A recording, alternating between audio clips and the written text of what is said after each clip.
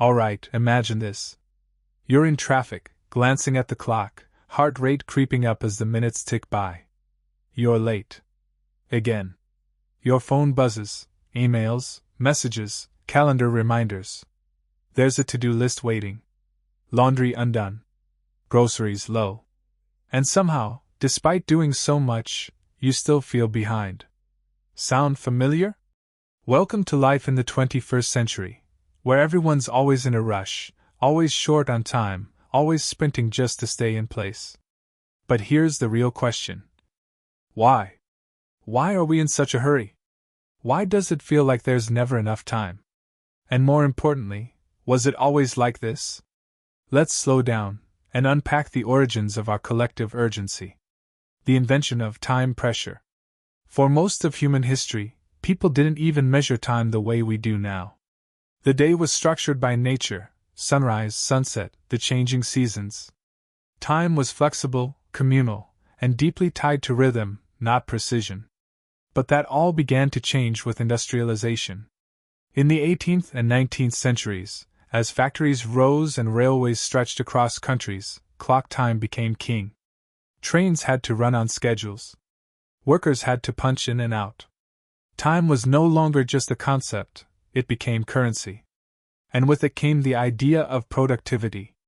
The more you could fit into a given hour, the more valuable you were. This wasn't just about efficiency, it was about identity. Your worth began to be measured in how much you could produce, how hard you could grind, how fast you could move. Enter hustle culture. Hustle as identity. We live in a time where being busy is a badge of honor. Ask someone how they are, and chances are you'll hear. Busy, crazy busy. Non-stop. In today's world, hustle isn't just a way of working, it's a way of being. You're told to rise and grind, to sleep when you're dead, to never stop moving. But who benefits from this narrative? Think about it. If we're always rushing, always chasing, we're constantly consuming. More caffeine. More tech. More time-saving services.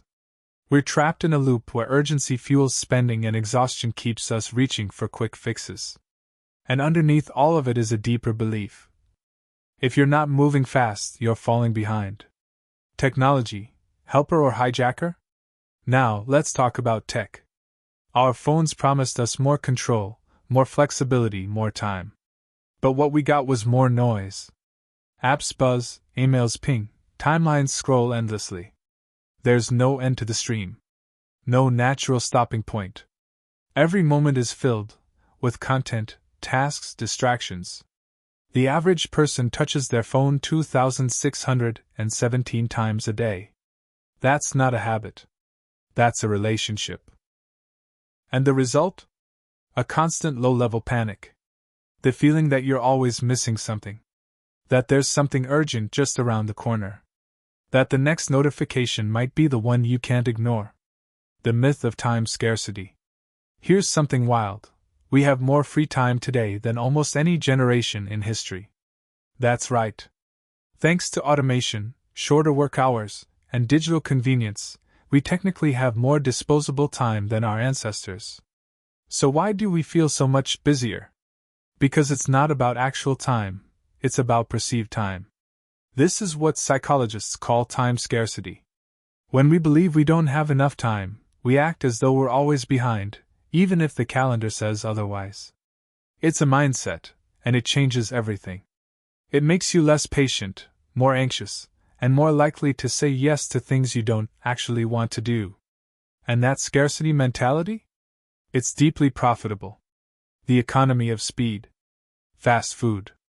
Same-day delivery. Instant messaging. One-click checkout. Speed sells. Companies know that the faster they can move you from desire to decision, the more they profit. And in turn, they shape a world that demands speed, not because it's better, but because it's profitable.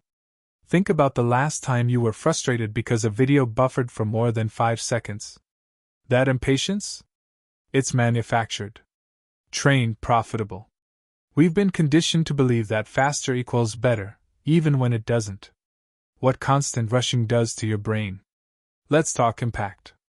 Living in a state of constant urgency changes your brain. It increases cortisol, shrinks the prefrontal cortex, which handles decision-making, and reduces your capacity for long-term thinking. You become reactive instead of reflective. Busy instead of productive. Present, but not really there. And over time, this constant rush wears us down. Emotionally, physically, mentally. We stop dreaming. We stop thinking deeply. We lose sight of what actually matters. Slowing down isn't laziness, it's wisdom. But here's the good news. This pace?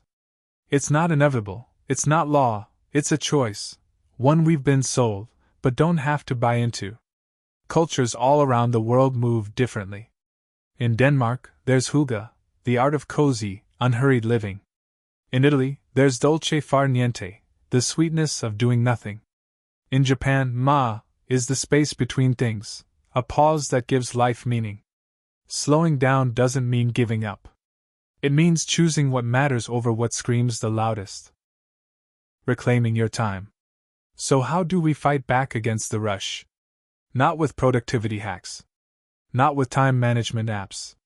But with intentional living. That means saying no to things that drain you. Scheduling unstructured time. Choosing deep work over multitasking. Valuing presence over performance. And maybe, most importantly, refusing to measure your life in checkboxes. Time is not a race. It's a resource. And like all resources, it needs to be spent wisely. Final thoughts. So, why is everyone always in a rush? Because we've been taught that speed equals success, that if we're not moving, we're losing. That to stop is to fall behind. But that's not the truth. That's just the story we've been sold. The truth is, life isn't a checklist. It's not something to conquer or optimize. It's something to be felt. To be noticed. To be lived. And when we spend every moment racing the clock, we miss the most important parts. The little pauses. The unspoken glances. The laugh that lasts longer than it should. The quiet in-between where life actually happens. You're not a machine. You're not a productivity tool. You are a human being, and you weren't made to rush through life just to die tired. There's value in stillness. There's strength in slowness. There's power in reclaiming your time, not for output, but for meaning. We live in a world that profits from your panic, that thrives on your urgency, that sells you back your own peace of mind.